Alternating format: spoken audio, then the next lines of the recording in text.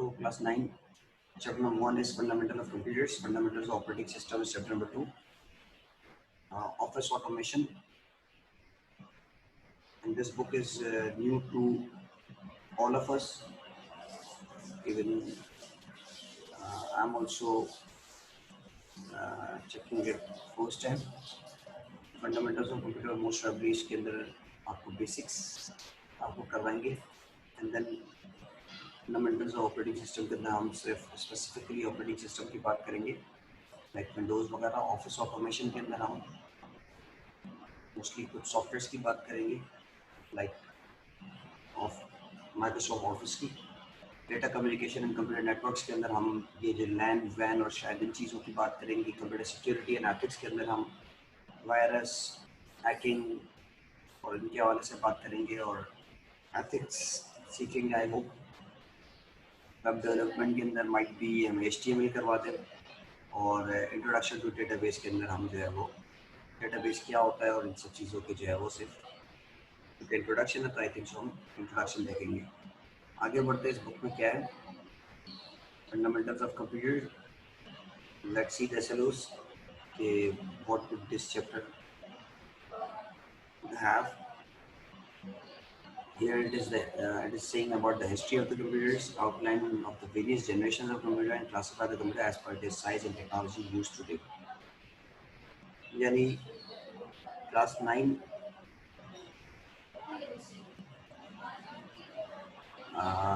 if you remember chapter number 1 of our book, तो chapter number 9 जो है वो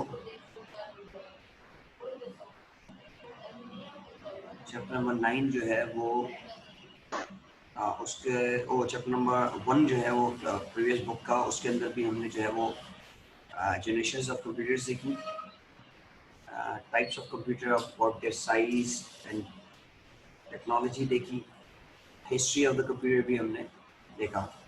तो ये जो है वो तकरीबन उस जैसा ही चैप्टर है. Let's see the introduction. जो चीज़ पुरानी होगी उसे हम जो है वो थोड़ा फास्ट लेके चलेंगे. Computer is electronic data processing machine और device that performs processes calculations and operations based on instructions provided by a program. Computer are now used vastly in every field of life. The advancement in computer caused advancement in knowledge, science, and technology. Today, computers are used in fields of business, industry, education, banking, transportation, research, exploration, media, entertainment, etc. Point is that it is simply saying about the computer. What is computer? Computer, as you all know, is an electronic machine that processes data. So it is saying electronic data processing machine that performs processing and calculations of operations based on instructions provided by a program. किसकी base पर ये processing करता है? वो instructions जो कि कोई programme provide करता है, और प्रोग्राम से प्रोवाइड करने का मतलब ये है कि user is giving the instruction to the program and then program in return giving the instructions to the users. कैसे होता है ये? We all know that when we give the commands to the computer, obviously we are giving some commands to the software specifically. क्योंकि हम computer को direct command दे नहीं सकते हैं, हम with help of software he commands देते हैं. And when we give the commands to these softwares, in return these software give commands to the computer in the form of instructions. तो ये यही बता रहे हैं, these operations are based on instructions provided by a program. Computer are now used vastly in every field of life. Obviously computers आज कहाँ नहीं है, we all know it very well. And the advancement of the computer is the advancement in the knowledge everywhere, in the science and technology. Computers जहाँ जहाँ develop हो रहे हैं, जहाँ जहाँ ये तरक्की हासिल कर रहे हैं, वहाँ वहाँ हर फील्ड ऑफ जो कि साइंस एंड टेक्नोलॉजी की है उसमें तरक्की हासिल हो रही है. Even not in only the computer science related persons और कंप्यूटर साइंस रिलेटेड फील्ड्स, जबकि हर उस फील्ड ने तरक्की हासिल की जिन्होंने कंप्यूटर्स को यूज़ करते हुए अपनी फील्ड्स में जो है वो डेवलपमेंट्स की। तो आज ये कहता है कि कंप्यूटर्स जो है वो यूज़ हो रहे हैं every field like business, industry, education, banking, transportation, research, exploration, media, entertainment and etcetera. Etcetera का मतलब यही है कि there are many other fields which are using computers, and computer is serving in every field of life. Now let's see the evolution of computers. Evolution से मतलब ये है कि कंप्यूटर्स कहाँ कैसे खड़े हुए थे और कहाँ थे और देन जो है वो गुजरता गया और आज कहाँ है. The computer which we see today are the modern shape of computer which have been evolved since centuries. It's been years obviously. Computers ने शक्ल जो है वो अपनी बेइंतहा की जो है वो चेंज कर दी है. आज भी और जो हम कंप्यूटर्स देख रहे हैं वो टोटली डिफरेंट है. The evolution of computer is generally divided in the following three eras. Mechanical era, that is a dark age. Men have been trying to invent machines that can solve mathematical problems. In mechanical era, human became successful to make simple machines that could help performing the simple arithmetic operations. In other words, computing, these machines were manually operated since the electricity was not invented. Some of the important machines of this era are. तो ये कहता है कि ये dark as था. Dark as जो है ये एक ऐसा टाइम था जिस वक्त कुछ मशीन्स तो बनाई गई लेकिन ये जो है वो मैनुअली चलाई जाती थी और बेसिक अरिथमेटिक ऑपरेशंस जो है वो उनकी मदद से करवाए जाते थे. Why they are lie in the category of computer because computer word compute से निकला है और कंप्यूट का मतलब होता है कैलकुलेट करना. That is why it is the topic of these manual machines are in the topic of computer, but they are in the dark age of computer जो कि obviously उस वक्त इलेक्ट्रिसिटी नहीं थी तो ऑटोमेटिक कंप्यूटर्स तो हो ही नहीं सकते थे. द वेरी फर्स्ट कंप्यूटर जो कि कंप्यूटर था ही नहीं, इसकी शक्ल कंप्यूटर की थी नहीं, लेकिन it was the and it is the basically the best computer, best calculator जो कि आज भी यूज हो रहा है as to solving arithmetic operations. You can see the YouTube, you can see different variety of videos in the YouTube के and the different areas of the world. Schools are giving lectures to work with the abacus because to do calculations with the help of abacus is much faster than using a calculator. यानी बजाय देखो कितना सामने बस ये beads and rods हैं. अगर आप इस पिक्चर को देखें figure 1.1, these are simply beads and rods. अब इस बीड्स एंड रॉड्स से कैलकुलेशन कैसे फास्ट हो सकती है तो ऑब्वियसली इसके लिए लर्न करना पड़ेगा. And we really don't know how to do calculations very fast with the help of using this abacus. इतना ज़रूर पता है कि जो है वो ये बीड्स एंड रॉड्स हैं और 10x10 की जो है ये बीड्स एंड रॉड्स हैं. हर रॉड के अंदर 10 बीड्स हैं तो इसकी मदद से जो है ये फास्ट 10 डिजिट्स का एडिशन, मल्टीप्लिकेशन, डिवीजन सब हो सकता है. ठीक है ना. तो दैट्स वाई शायद दे आर फास्ट कि उससे जो है वो फास्टली कर लिया जाता है. कहते हैं अबकस 5000 साल पहले बना. It is also known as a counting frame. इसे काउंटिंग फ्रेम भी कहा जाता है, एक ऐसी फ्रेम जिससे काउंट किया जा सके. Abacus is still used today to teach basic arithmetic operations to the student. यही कह रहे हैं कि आज भी इसे पढ़ाया जाता है. Abacus considered as the first computer prototype. Prototype से मतलब ये होता है मॉडल. कंप्यूटर का पहला मॉडल था जो कैलकुलेट या कंप्यूट कर रहा था. देन नेपियर बोन्स वो थोड़ा थोड़ा बताया गया है. अच्छा, हमारी जो पुरानी बुक है उसके अंदर भी ये abacus, Napier bones, slide rule, Pascal ये टॉपिक्स थे. दैट्स व्हाई अच्छा उनमें बहुत डिटेल में थे. यहाँ पे तो वैसे ही 3 लाइन हो गए. Scottish mathematician John Napier developed Napier bones in 1612. It is also called Napier rods. आपने नाम जरूर याद रखने होंगे क्योंकि माइट बी पॉसिबल है इन नामों से और ईयर्स से जो है वो ईयर्स की डेट से MCQs बन जाएं. It is also called Napier rods. It was a small machine that contained the rods, 10 rods. The rods were made up of bones, wood or metal. Napier bones was used for multiplication and division. Scottish mathematician थे Napier bones rods से मिलके जो है ये Napier rod के नाम से मशहूर, रॉड्स और बोन्स से मिलके और वुड मेटल से मिलके जो है वो एक छोटी सी फ्रेम बनी है जिसका काम था मल्टीप्लाई और डिवाइड करना। Slide rule, English mathematician William Oughtred invented a slide rule. William Oughtred का नाम याद रखना है। स्लाइड रूल उन्होंने बनाया, basically pair of two movable rules place side by side. ये देखिए ये दो मूवेबल है, एक देखिए यहाँ मूव कर रहा है, एक वहाँ मूव कर रहा है, ठीक है, एक ये फ्रंट पर है, एक बैक पर है। दो मूवेबल रूलर्स हैं बेसिकली जो कि एक साथ है। They had a standardised set of markings called scales, इसके अपने स्केल हैं। These scales were used for mathematical computation. Slide rule was used to multiply and divide numbers. The modern slide rule are still used in some countries. तो आज भी modern slide rule इस्तेमाल किया जाता है। Even slide rule की ही मदद से इसी slide rule जैसे scale के अंदर जो है वो अगर आप देखो तो आज भी जो है वो weight machines जो हैं वो कुछ इस तरह की आती हैं जो वेट को जो है वो स्लाइड करवाते हुए स्केल्स की मदद से जो है वो देखा जाता है। नाउ दिस पैस्केलाइन आप देखें, ये पैस्केलाइन एक बॉक्स की शक्ल में, ऊपर इनके जो है वो डायल है। These dials are working as a digit. There are 8 dials, that means 8 digits calculate कर सकता है। और it is working like a metre.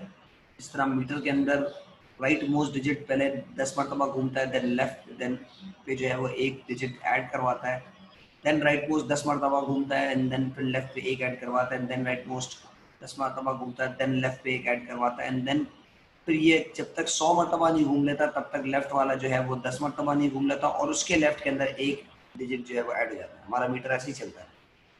तो French mathematician Blaise Pascal invented a mechanical calculator which was called Pascaline. French mathematician थे Blaise Pascal, इन्होंने Pascaline बनाया। He developed the machine to help his father who was a tax collector. इनके father tax collector थे, उन्होंने उनकी help करने के लिए इस मशीन को प्रोड्यूस किया। Pascaline can perform addition and subtraction by 8 figures. 8 figure तक की एडिशन एंड सब्ट्रैक्शन कर सकता है। User had to adjust the wheel in order to perform this calculation. इन व्हील्स की एडजस्टमेंट जो है वो करनी पड़ती है कैलकुलेशंस को करने के। लीबनिज कैलकुलेटर, लीबनिज साहब का कैलकुलेटर था। आप देखें ये मशीन, ये भी मैनुअल है, हाथ में वही गियर्स हैं, लिवर्स हैं। Leibniz calculator was developed by the German mathematician Gottfried Wilhelm Leibniz. It was also called stepped reckoner. It was the first calculator that could perform all 4 basic arithmetic operations: addition, subtraction, multiplication, and division. ये चारों mathematic operations कर सकता था। Leibniz calculator का दूसरा नाम step reckoner भी कहा जाता है। ये आपने नाम याद रखने हैं, एमसीक्यूज के तौर पर आ सकते हैं। Babbage difference engine and analytical engine. Charles Babbage, as we all know, the father of the computer. इसे फादर ऑफ द कंप्यूटर क्यों कहा जाता है? बिकॉज इन्होंने जो उस वक्त जो आइडिया दे दिया फर्स्ट टाइम, वो आइडिया आज तक फॉलो किया जाता है। He was an English mathematician and mechanical engineer. He is known as the father of computer because he developed the first complete computing machine. Complete का वर्ड इसलिए use किया है, आज से पहले हमने जितने भी कंप्यूटर्स देखे वो उसमें सिर्फ और सिर्फ क्या हो रहा था, गियर्स एंड लिवर्स की मदद से इनपुट होता था और डायरेक्ट आउटपुट होता था।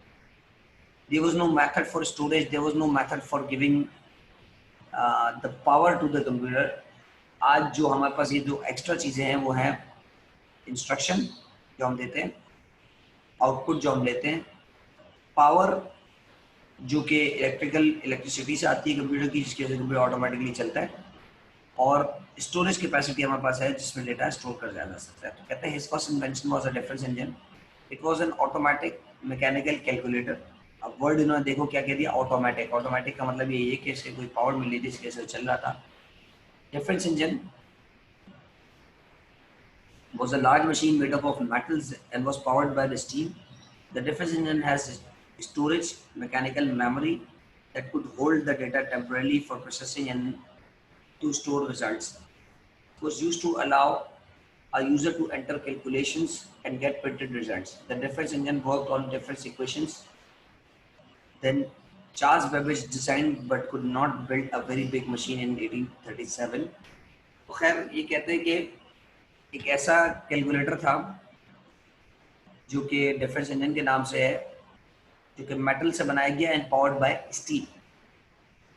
और डिफरेंस इंजन जो बनाया गया उसके पास मैकेनिकल मेमोरी भी थी जो कि डेटा को टेम्परेरी होल्ड कर सकता था और स्टोर कर सकता था रिजल्ट्स को। तो ये जो आइडिया जो देके चले गए बाबा जी, ये आइडिया जो है वो आज हर कंप्यूटर इसके साथ है।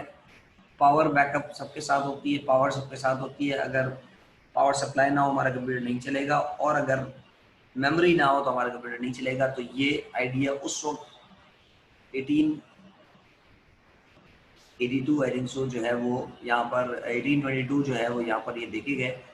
It was use to allow the user to enter calculation can printed results, और आउटपुट भी जो है वो प्रिंटेड फॉर्म के अंदर मिलने लगा। The difference engine worked on difference equation. Difference equation एक टाइप की इक्वेशन है, ये आप आगे बड़ी क्लास में जाके पढ़ेंगे, ये उसके ऊपर काम करने लगा। Then Charles Babbage designed but could not build a very big machine in 1837. जब फिर चार्ल्स बेबेज ने जो 1837 में एक और मशीन बनाई